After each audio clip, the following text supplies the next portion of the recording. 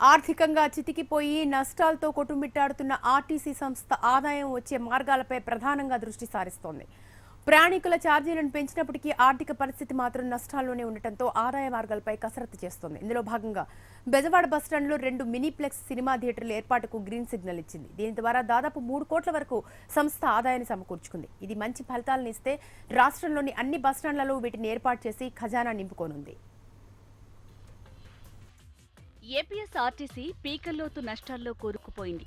దాదాపు 700 కోట్ల రూపాయల నష్టాలతో సంస్థ నడుస్తోంది. సంస్థకు ఆదాయం వస్తున్నప్పటికీ ఉద్యోగులకు 43% ఫిట్మెంట్ పెంపుతో మరింత భారం పడింది. రాకపోకల ద్వారా మాత్రమే కాకుండా ఇతర ప్రత్యామ్నాయాలపై ఆర్టీసీ దృష్టి సారించింది. ఇందులో భాగంగా తొలి విడతగా బెజవాడ బస్టాండ్లోని 4500 చదరపు అడుగుల స్థలాన్ని మినీ మల్టీప్లెక్స్ల నిర్మాణానికి అపిమ్ సంస్థకు లీజుకిచ్చింది. 5 ఏళ్లకు లీజుకి ఇవ్వడం ద్వారా 3 కోట్ల రూపాయల ఆదాయం ఆర్జించనుంది ఆర్టీసీ. విజయవాడ పండిట్ నెహ్రూ బస్ స్టేషన్లో 2 స్క్రీన్స్తో మా అపిమ్స్ ఇండియా సంస్థ వై స్క్రీన్స్ అనే పేరు మీద మొట్టమొదటిసారిగా స్టార్ట్ చేస్తున్నాం.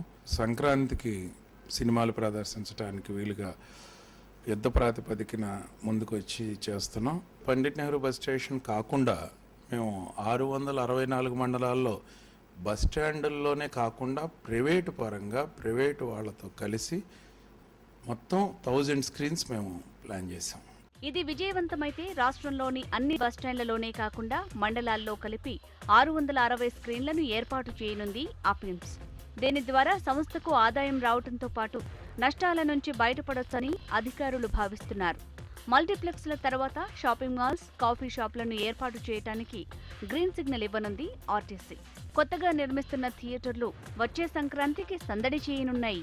మోడల్ బస్ స్టేషన్గా చేయాలని వారు సంకల్పిస్తూ ఇక్కడ ఎరైవల్ బ్లాక్లో 2 మినీ థియేటర్స్ కూడా వారు శాంక్షన్ చేశారు. మరి దీంట్లో 100 to 130 సీటింగ్ ఉండే థియేటర్స్ వస్తున్నాయి. అన్ని టెక్నాలజికల్ అడ్వాన్స్ తోటి ఉంటుంది. ఒక బ్రాండ్ ఇమేజ్ పెంచాలని వారి సంకల్పంలో మేము కూడా పాత్రలయ్యి ముందుకు తీసుకెళ్తాము. నష్టాల్లో ఉన్న ఆర్టీసీని ఆర్థికంగా పరిపుష్టి చేయడానికి సంస్థ ముందడుగు వేస్తుంది. ఇందులో భాగంగా విజయవాడ బస్టాండ్లోని కొంత ప్రాంగణాన్ని 2 మల్టీప్లెక్స్లు కట్టడానికి కూడా అనుమతి ఇచ్చింది.